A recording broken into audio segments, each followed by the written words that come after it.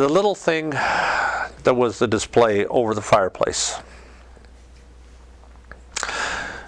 was a hodgepodge to everybody, but not to Bill. It had plan, it had design, it had reason, and I think everything Bill did, in some ways, he had a plan, design, or reason as far as humor, or learning something, or I would say what his legacy was, is that he would always have people look at the world from a different point of view. His ability to look at a situation and see it from a perspective that most people didn't see things. He had a unique ability to glean from situations humor and perspective. And his greatest skill, I think, if something was really oppressive, he could make it look foolish. He could actually eliminate problems by making them look foolish. When Bill talked, you had to listen very carefully. If you let your mind wander a bit, you were in trouble because you didn't know whether he was serious or if he was had into one of his humor modes. His personality was one where he always kept you guessing. He always wanted you to be thinking. If you ask him something, I think he'd give you the shirt off his back and not look for any thank yous or anything. He had the finest sense of humor I think I've ever seen in anybody, the quality of his sense of humor and his caring. If you talked to him, he listened to you. He wasn't looking over your shoulder. He wasn't thinking about something else. He was listening to you, what you had to say. And that's a nice quality in a person today, because we're all so busy now that we don't really care about anybody else. We're trying to survive.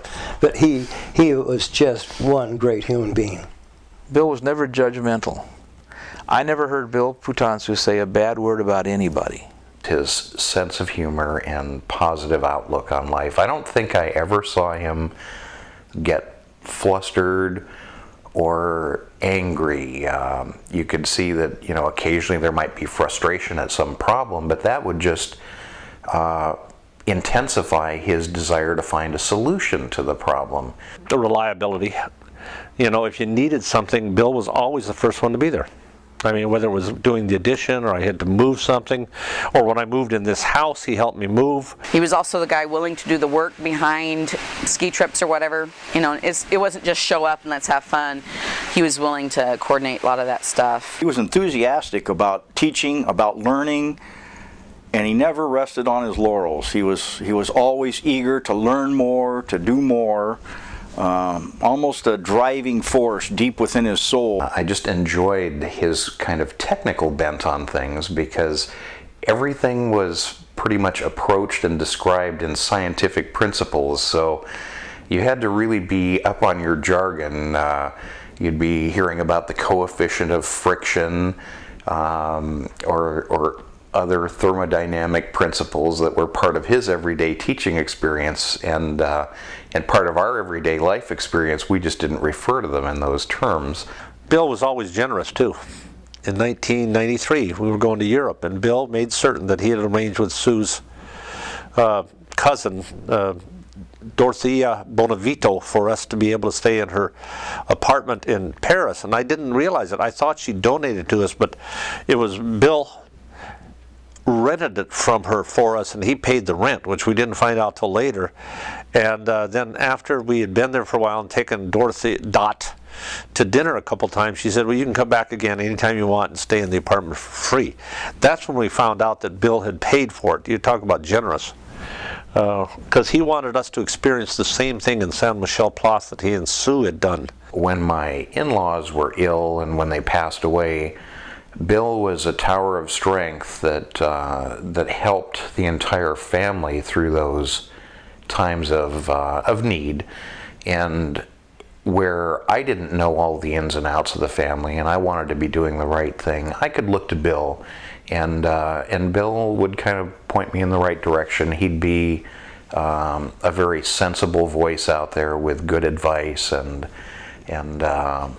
really just solid leadership. And his sense of adventure. It was, life was fun to him. And if he could get a joke on somebody or have fun, that was Bill. but he never had a laugh at anyone else's expense. He would laugh at himself, and he would make a joke where everybody got the joke, but it was never at anybody's expense. He never deliberately hurt anyone. He seemed to be so people-oriented and so interested in everybody that he met, and he seemed to be able to find something noteworthy or interesting about just anybody that he met. And it could be the most mundane qualities that he would find to be beneficial in that person, and he really appreciated people, and you could tell that. You could sense the warmth coming from this guy. Truly an outstanding and unique individual. One of those rare finds that you don't run into very often. The sense of fun. He was an incredible family man, truly loved his kids, and you see his kids be incredible people, and that's how you know someone's a really good parent, is if their kids are good people. And his friends are silly and fun as he was, and I think he kind of taught them how to take life a little less seriously, and just a sense of fun. Bill had a sense of fun. At times it was an exercise in patience, and other times just an adventure. And I probably had the opportunity to go places that I would never have had without Bill. And